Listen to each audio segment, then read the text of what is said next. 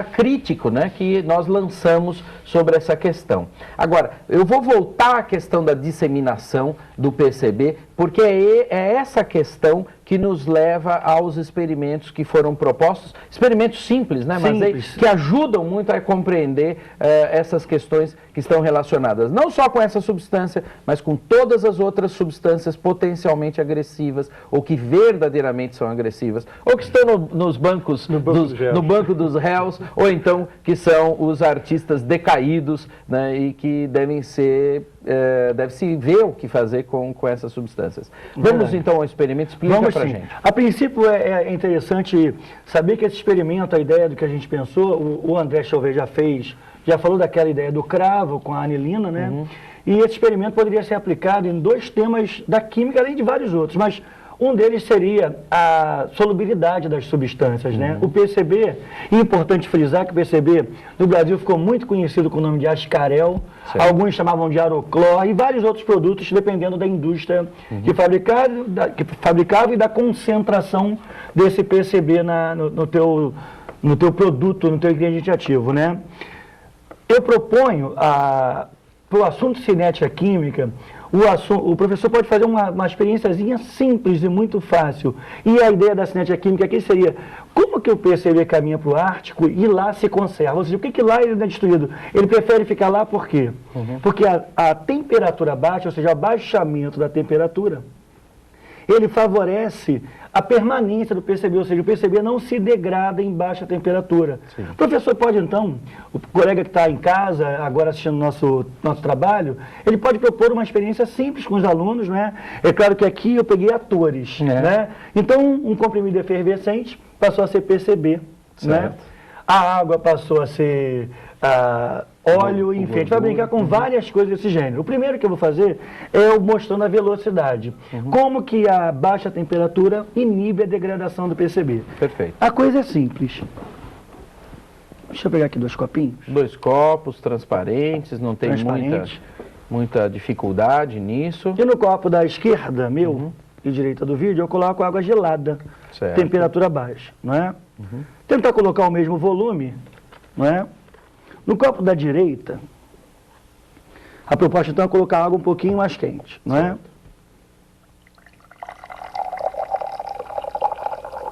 Isso é para mostrar que é água mesmo, né? Esse ruído não tem a menor dúvida, né? Apesar dela estar fazendo papel de ator óleo, né? Ela é água. Você está assistindo de fato o Sala de Professor, não tem nada de estranho aqui, né? Não tem nada de mágico. Mas também não tem louco, nem todo químico é louco. E eu vou colocar então aqui o nosso ator fazendo o personagem de PCB, né?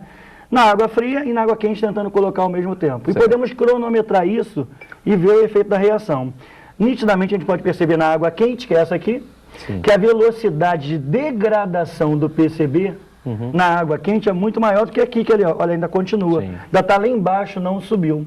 Ou seja, a água fria, ou seja, lá no Ártico, a temperatura mais baixa, né, inibe a velocidade. Ela inibe a degradação do PCB. Já está acabando aqui a reação, não é? Já degradou totalmente no calor, mas no frio, que seria lá no Ártico, nos grandes lagos, o PCB persistindo, não é? Então pode-se notar nitidamente isso. Uma ideia simples de solubilização, que pode ser usado em soluções, no assunto soluções, no assunto, especificamente na solubilidade, não é? Ainda continua aqui, na água fria e a água quente, a reação já acabou. Tá certo. Vamos ir. Sorrisal o quente? não quero, não. Obrigado. Agora, parece que com o chá também, né? Quer dizer, você pode fazer um experimento bastante interessante. A ideia do chá, o Chauvet me deu, ao falar da lipossolubilidade, ou seja, o PCB é solúvel em gordura e em óleos. E aqui é que a água vai assumir o papel de óleo, né? A água agora passa a ser chamada de óleo, para que nós não fiquemos usando coisas tóxicas como aluno, enfim. Né? E de difícil degradação também, que o óleo é, né? Eu pego então um copo, vou colocar água quente, e a água quente aqui agora se chama o quê? Ela agora se chama óleo. Né? Aqui então está o óleo. Ou tecido gorduroso. Ou tecido gorduroso, Pode ser que é o que acontece com focas, golfinhos, né? Lá no Ártico, né? Então a água quente está aqui.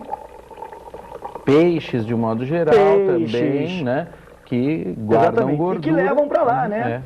Em períodos... estão no Ártico, mas também na região antártica. Exatamente, em qualquer região mais fria. As correntes marítimas. Mas o nosso vídeo, como citou Canadá, essas coisas, eu procurei então.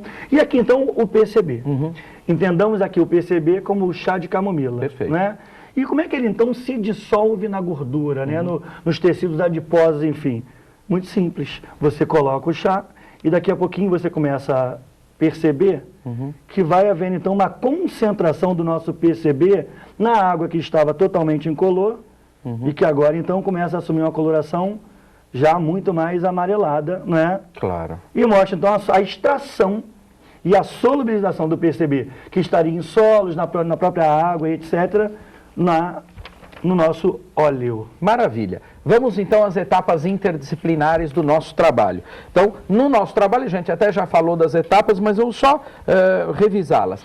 Passa o documentário, pode ser o professor de Química, e em seguida propõe aos alunos uma pesquisa com substâncias, há várias, o André já falou de várias, o DDT, agrotóxicos, CFCs, mercúrio, chumbo, substâncias tóxicas não faltam no ambiente, estão soltas por aí.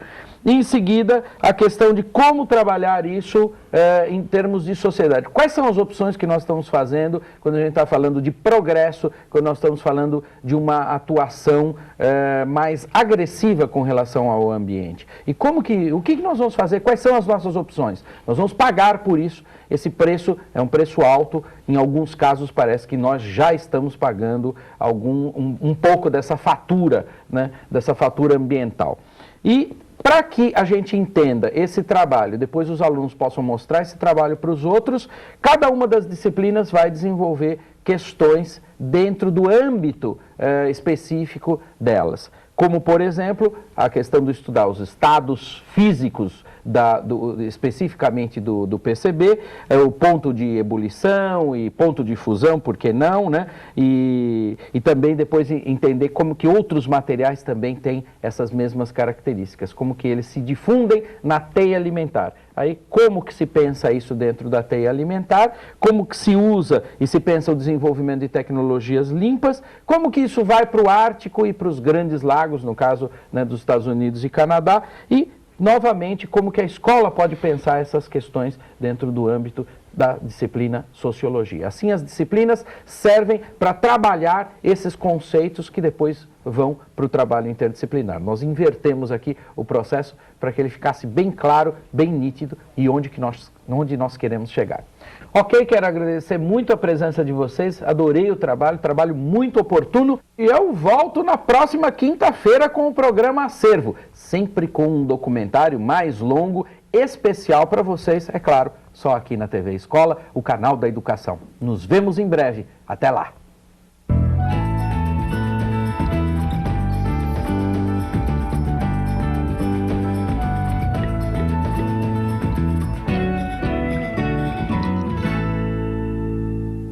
É fundamental que o professor, quando acabar esse trabalho interdisciplinar e tiver feito a proposta para os alunos, que ele se faça também uma pergunta: como é que foi o meu trabalho?